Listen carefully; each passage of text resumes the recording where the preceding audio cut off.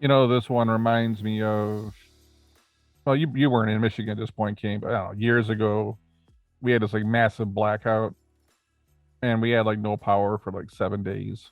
Oh wow. And it was miserable. And at that point, I realized wherever I lived in the future, whatever uh properties I had, no matter where I went, I was gonna have a generator, right? Right.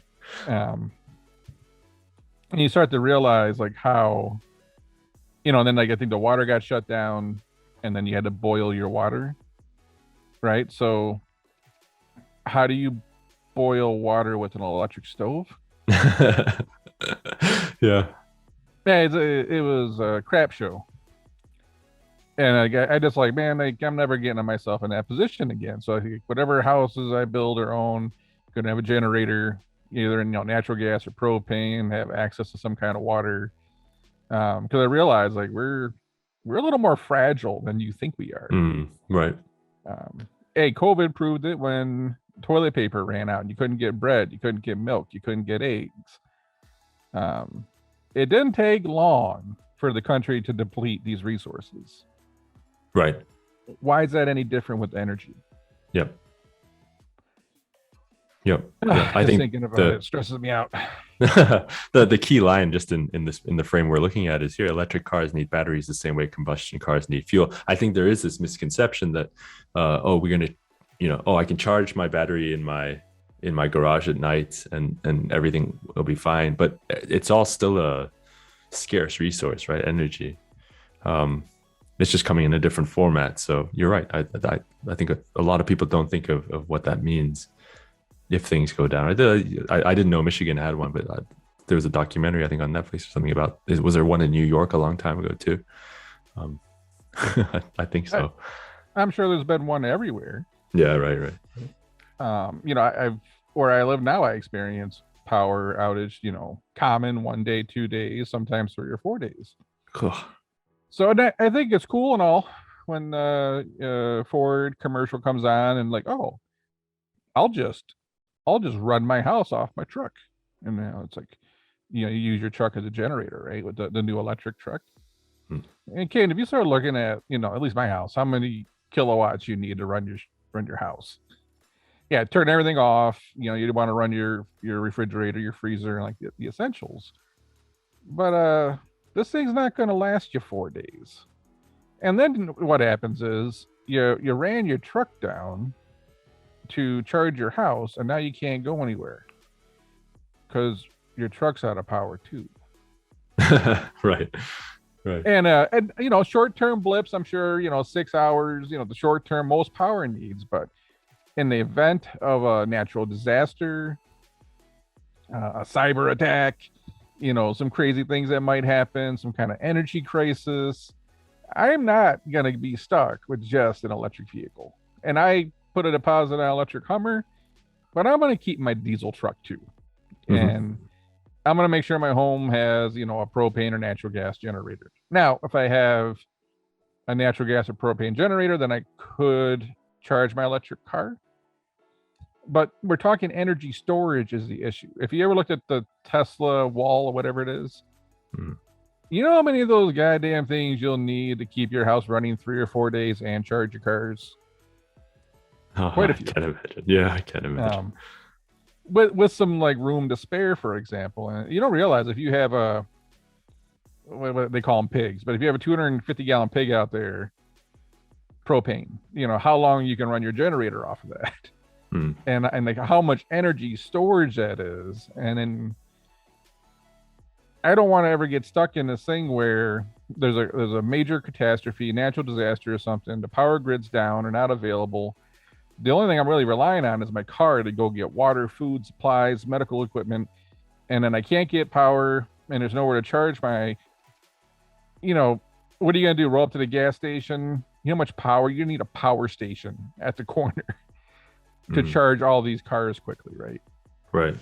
The how fast you can fuel up a car, a generator, or anything for that matter. I know we were so caught up in kind of going green. Do we not realize that there's also security risk? I think Germany's dealing with that right now because they really went sustainable energy. Let's shut down nuclear and coal. But now Russia's, just about ready to blackmail them over the natural gas. Right. And there's reports out there. It's like they gave up a lot, but they completely overlooked the security aspect of it because now, whoever's supplying your natural gas is puppet master. Right.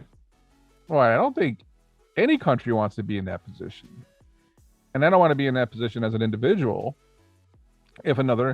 Not if, at some point in our lifetime, we will experience a natural disaster, another war, some issues with technology. Something's going to happen that's going to stress us, and I'm not ready to give up my diesel electric vehicle just yet, because until I can find a way to store 7 or 14 days worth of power from my home and my vehicles, I don't want to go all electric. Yeah, it's almost like that, like a little bit of analog, so that you have some resemblance of control if all hell breaks loose, right? Key frame on the screen right now: the United States sources 90% of the lithium it uses from Argentina and Chile. China refines 60% of the world's lithium and 80% of the cobalt. So, like, prudent point in terms of the geopolitical tensions. We pick a fight with the wrong country, and we're all electric. I think we serious issues when it comes to energy storage. Yeah. If you need a consistent, electric train, for example, if you needed a consistent amount of power, your nuclear plant will probably keep that going. But if we need batteries for these electric cars or whatever else, and then China decides to go after Taiwan, they're like, what are you going to do about it? Right. Good point. We're going to cut you off from all this. And then we're going to go, take Taiwan. Go ahead. Make sure you give me 10% off on semiconductors. You're right. And I don't think we want to, we're going to keep getting held hostage. And I don't want that as a country, and I really don't want that as an individual. So just having some redundancy here is not a bad thing. Let's not try to go all in on electric cars just yet. And battery technology will change. Maybe we won't be so dependent upon these things, but for now, we are. Right. Just after living through power outages and dealing with issues and seeing what's going on in the world, seeing what happened during COVID and how we ran out of supplies and the semiconductor issues right now. Like GM just said, you can't even order heated seats now. That's brutal. Yeah, I mean, in the Midwest, it's how the hell are we gonna get by without a heated seat? But we're at a point where I got to think that's a very easy technology in the grand scheme of things. It's a toaster with an on-off button. Right. We can't get heated seats because of semiconductors. So I started thinking, well, what else? My truck's been on back order for 6 months. People are saying 10 months to get a truck right now. I keep complaining because these are things that are irritating me. I can't get an audio face for one of my studios that's been back ordered for 4 months, and they have no idea when it's coming. And then it's like, we can't even get heated seats. So what happens if we gotta? What's that? That's too much. That's a step too far. No, it's not. See, it's not that, Kane. Like, I'll throw some of them like hand warmers under my seat, and I'll warm my ass up. But if I can't order seat warmers, how the hell are we going to get chips from missiles if there's a war? Mm-hmm. Yeah. Or if we need ships, or if we need planes, and all this stuff that we might need if something really pops off. If I can't get a heated seat, we're probably going to have a shortage of cruise missiles too, right? Yeah, right. And I think the point you made at the beginning, which is like how quickly, if you think back at the start of the pandemic, how quickly it was to go from everything seeming normal to the shelves being empty. It was almost like a snap of a finger, and then all of a sudden there were all these shortages. Things fall apart much quicker than we expect them to when we typically not ready for it. How long did it take before you couldn't find toilet paper and bread? It was fast. Some part of you probably believe that Oh, somewhere the government has to have like warehouses of food, like FEMA or something, in case of a catastrophe, and they're going to save us. And Sure. Yeah. yeah, that didn't happen. No. No. And it's like we don't actually have enough resources to sustain 330 million people for any period of time. We can deal with a hurricane hitting Florida or a flood hitting New York, one here, one there at a time. When you stress the whole country, we ran out of supplies in a blink of an eye. Right. So if those container ships are not constantly unloading, if we're not constantly manufacturing, harvesting food, if those big rigs aren't rolling down the road nonstop, that is how fast we run out of stuff. And did we not learn our lesson during COVID? So I'm thinking I can't get heated seats, but are we ready for a war? Right. I can't get egg noodles, King.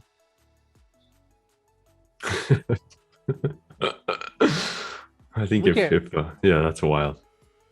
If they can't manufacture egg noodles, good luck. That is wild.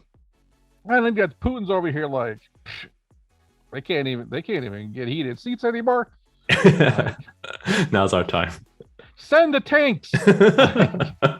Hey, what is the rest of the world that's our adversary thinking right now? It's Yeah. the whole world is weak right now. There's issues everywhere in the world, And not to belabor the point, I mean, we're 24 months nearly into this pandemic at the start of these shortages. Like you said, we still haven't fixed a lot of the supply chain issues. So, we will get into trouble, and then we won't be able to get out of it for a long time. And what does that mean for quality of life, for example? Like just one simple metric. well, I think you and I were doing that episode back, in the fall. We've been talking about this for a while. But the initial news was it's going to start getting better by like March. You're right. Does this shit feel better to you? You still can't get egg noodles. You ain't get egg noodles. My dad's been trying. He's trying to get some ham steaks or something like this. There's just things that are constantly out of stock, and the world's not going to come to an end. But when you see the holes, when you see the cracks, you wonder what else don't I see, and that concerns me. Like I paid $4.49 for gas. What? Right. I'm sure this Ukraine Russia stuff's going to make gas prices go down too, right? Like, and now they're saying that might push inflation over 10%. Inflation is we haven't even started the interest rate hikes yet. Inflation's still a mess. We're way beyond a semiconductor shortage. We're like screwed at this point. There is weakness everywhere right now. I don't think we're getting out of it by March, man. Yeah, right.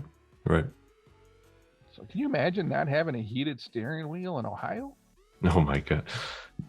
I would laugh about it, but it really is a godsend some days. Like it's the heated seats and the heated steering wheel. Oh my goodness. I mean, you can just pick up your coffee cup, warm your hand up, like it's not the end of the world. But, well, that's true. Fine. I don't know, man. I don't. We get on these like kicks and trying to achieve progress, and I think a lot of times we just don't think about the security aspect of it. Mm-hmm. Yep. And I think the electric vehicles are great. Obviously, I put a deposit on one. I don't hate them, but it's like I've lived long enough and I've seen enough to say, I want to hang on to a gas or diesel vehicle, and I'm going to have that natural gas or propane generator. There was like the hackings with the pipeline or something, right? The ransomware, when they shut the whole pipeline down. Oh yeah, there was. Yeah. If you don't think more of this stuff's not coming, then you're just naive. Yeah. And I don't want to sit here in an electric vehicle with the grid shut down, and I drain my car trying to keep my house up, and then I'm sitting here like stuck. No power for the house, my food's spoiling. Can't go anywhere because my battery's almost dead in my car. Nah. I'm just gonna stick with keeping my cars full of gas for now, and have both until the transition's kind of complete and well thought out. Yep. Anyways, that's all I got for this one. Sounds good.